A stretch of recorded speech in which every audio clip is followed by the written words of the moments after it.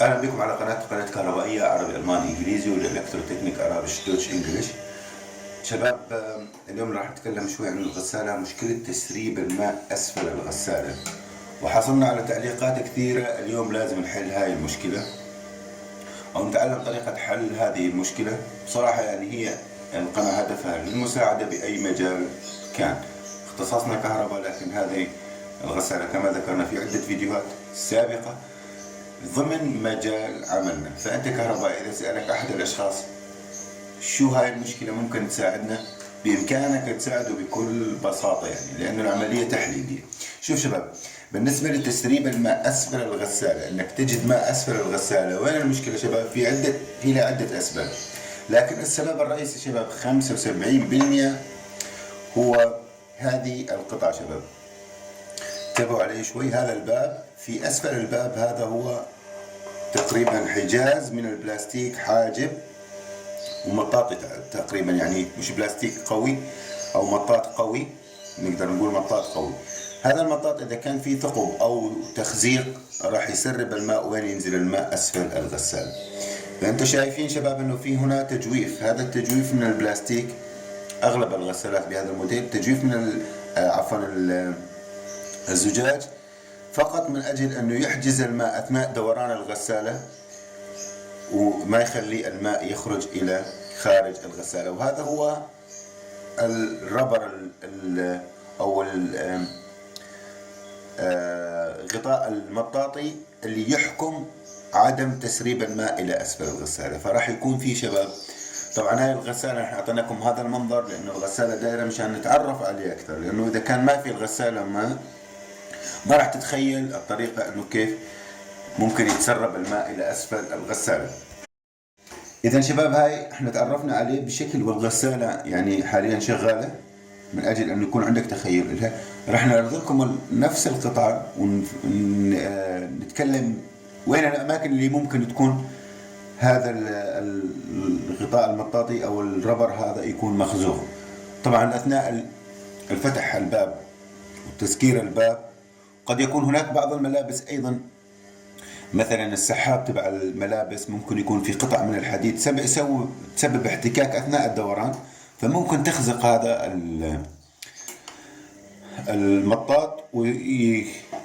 إذن مجرد أنه خزق هذا المطاط إذن راح يكون تسريب أسفل الغسالة. بالإضافة أيضا إلى عمره، إذن هذا له عمر افتراضي. مجرد أنه هذا خرب أو انتزع شباب، بإمكانك الغسالة ما انتزعت، هذا بإمكانك تبدله بثمن بسيط جدا جدا. إن شاء الله أنا راح أفرجيكم كيف إنه بإمكانك إنك تفتحه، لكن هذا شرحنا لكم عليه.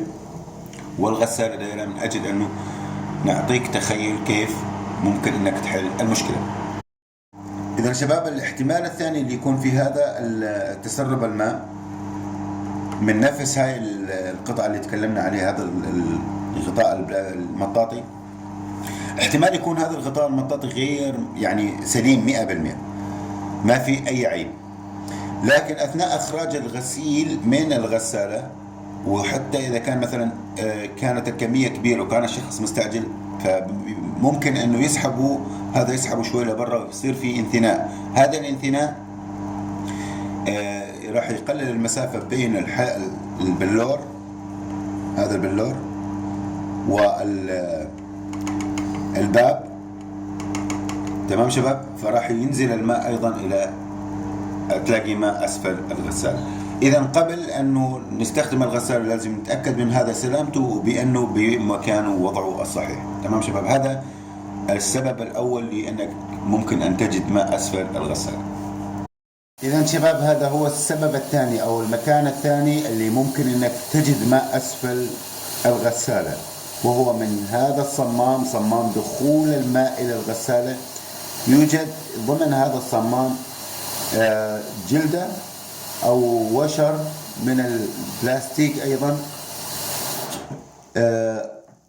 ممكن تكون مخزوقة فتنزل ماء أسفل الغسالة. إذا انتبه من هذا القسم. إذا تعرفنا على القسم الأول، هذا هو القسم الثاني، إنه باحتمال تكون وجود ماء أسفل الغسالة. لأن نتأكد من سلامة هذا. فتحه كثير بسيط ينفتح وتغير الجلدة هذه القطعة البلاستيك اللي هي أسفل هاي القطعة يعني. تمام شباب؟ إذا شباب هذا هو المكان الثالث لاحتمال وجود ماء. إذا وجدت ماء أسفل الغسالة أيضا لازم تفحص هذا المكان. هذا هو الصمام الرئيسي لدخول الماء إلى الغسالة، اللي يسحبوا الماء أو يدخل الماء إلى الغسالة. فاحتمال يكون أيضا هذه الجلدة أو الحاجز البلاستيك هذا أو القطعة البلاستيكية هذه اللي تكون هي أسفل الصمام أو الدشتنج تكون منتزعة، فراح يكون في ترشيح ماء بسيط ينزل مع الخرطوم. ما تلاحظه الشخص أحيانا ما يلاحظه أو ما ينتبه عليه، يكون تفكيره دائما بالغسالة، فراح ينزل هذا الترشيح مع الخرطوم وين تلاقيه أسفل الغسالة، فالظن أنه هذا يكون من الغسالة. إذن هذا 3 مناطق إلى الآن بإمكانك أنك تفحصها إذا وجدت ماء أسفل الغسالة. إذن شباب هذا هو المكان الرابع اللي احتمال أنت تجد ماء أسفل الغسالة من هذا المكان. هذا جارور دخول أو وضع مسحوق الغسيل للغسالة. فأعلى هذا الجارور توجد مرشات من الماء. لماذا؟ من أجل أنه تدفع مسحوق الغسيل وتنزله إلى حوض الغسالة. فإذا كان مفتوح بهذا الشكل راح يتسرب ماء وينزل إلى أسفل. إذا يعني تركه الشخص بهذا الشكل أو قد يكون نساه، يعني ما انتبه أنه مسكر بشكل جيد، فراح يتسرب الماء. أيضا تجد ماء أسفل حوض الغسالة. إذا هذا السبب الرابع. إذا شباب هذا هو المكان الخامس. هذا هو المكان الخامس اللي بإمكانك أنك تفحصه إذا وجدت ماء أسفل حوض الغسالة. قد يكون هذا مكان الفلتر، قد يكون أيضا متروك مفتوح، فلذلك أيضا يتسرب ماء إلى وتجده أسفل حوض الغسالة. أيضا تتأكد أيضا منه. بعض الغسالات أيضا يكون لها خرطوم، وفي خرطوم أسود صغير وله سدادة، هذا أيضا تتأكد منه إذا كان في إذا كان متروك مفتوح أو مغلق بشكل جيد. إذا شباب هذا هو حوض الغسالة. أسفل حوض الغسالة نحن أيضا شرحناه في فيديو سابق. أسفل حوض الغسالة شباب يوجد خرطوم كبير، خرطوم التصريف اللي يجلب الماء الخارج من حوض الغسالة إلى المضخة ومنه إلى خرطوم التصريف الخارجي. أيضا ممكن يكون هذا احتمال ضعيف، لكن بإمكان الشخص أن يجري عليه اختبار فقط بقلب الغسالة أو يعني وضعها على جنب زاوية معينة، وأنه يتأكد من أنه الخرطوم يكون مشدود بشكل سليم وما فيه اهتراء. إذا كانت الغسالة قديمة فممكن يكون فيه اهتراء، مواد كيماوية، هي مواد التنظيف كلها مواد كيماوية فتسبب أيضا اهتراء، وماء على طول فتسبب أيضا اهتراء. إذا لذلك شباب هذا الاحتمال، لكن احتمال يكون يعني قليل إذا كان الغسالة موضوعة بشكل جيد والغسالة حالتها جيدة، يعني ما استخدامها أو عدد سنوات الاستخدام مثلا 5 6 سنوات 7 سنوات، ممكن أنك تجد يعني تلف في جزء من هذا الخرطوم، أو أنك أيضا تنتبه على المضخة أيضا فيها بعض الخراطيم الصغيرة، أيضا بإمكانك أنك تشوفها إذا كان في هناك تسريب للماء. تمام شباب؟ هذه أغلب الاحتمالات اللي أو كافة الاحتمالات اللي إذا وجدت ماء أسفل حوض الغسالة قبل أن تستعين بالفني، قبل أن تتصل بالشركة، بإمكانك أنك أنت تدور عليها وتحل المشكلة بنفسك. إذا تبقى علينا شباب في نهاية هذا الفيديو أنه نفرجيكم كيف حاليا الغسالة تدور، نفرجيكم هاي القطعة وأهميتها ولماذا يجب أن تكون سليمة.